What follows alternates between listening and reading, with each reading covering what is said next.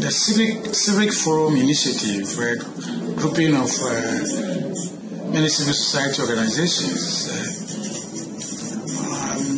has begun a conversation to try and see whether the political actors who factor the politics of exclusion in the whole debate around the review of the national constitution. To this group, they think that the politics of exclusion is not helping a national cause, that some people who have ideas and are identified to belong to minority parties then sit on the fence. Either they are not consulted or they too adopt the wait and see or do it and let's see attitude. And at the end of the day is the country that suffers. And it's also because the Constitution gives so much powers to our president that he appoints virtually everybody into the public service, except a few that the Constitution itself makes very clear that they are independent institutions and the appointments then some can be done in consultation with the president, some by some other independent institutions. So it gives enormous powers to the president, and to a large extent, then there's so much patronage in the system, particularly for the civil service, where the civil service is said to be neutral because they serve all manner of people. Governments will come, they will serve, they will leave, and others will come, they will serve them. They can serve many governments. Theirs is to just provide the professional advice to the political class to be able to run the country more effectively. But the winner takes all is creating tension in society.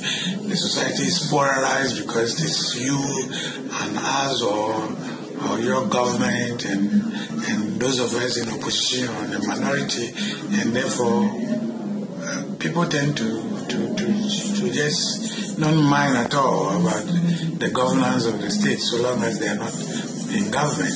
And this is why we want government to begin. Some arrangement where people are appointed on merit no matter where you belong. Because when we build an egalitarian society, everybody then benefits. And democratic governance is all about everybody. What concerns all must therefore be decided by all, and therefore in government, everybody must play a part. We must also run governance in such a way that people should not just feel part of government to be able to make a contribution to nation building. The opportunities should be there for everybody to access, and if we provide everybody with the opportunities and we give them the chance to make a contribution to nation building, no matter their political beliefs or persuasions, and people will feel free and offer their ideas and will not be looking behind their shoulders to see whether somebody is looking at them and going to make mockery of them, ridicule them, insult them.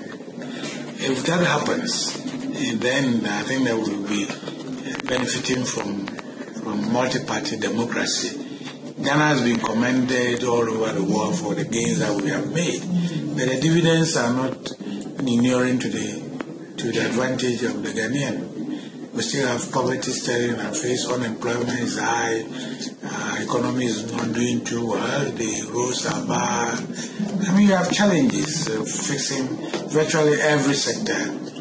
Classrooms without teachers, books not available across the country, dilapidated structures all over the place. Schools are still being organized on the trees in certain communities. These are challenges that confront us that we think that we need everybody's contribution to be able to fix them. Let's make strong commitment towards efforts to build an all-inclusive government, an all-inclusive society where we all feel part of the system. We are our brother's keeper. we support the government no matter what the ideology will be of the ruling government. It is Ghana first, the national interest first. So let's all join in the national conversation that just began and find solution to this canker that threatens the peace and stability of our country. Join the debate on our platform www.graphic.com.gh.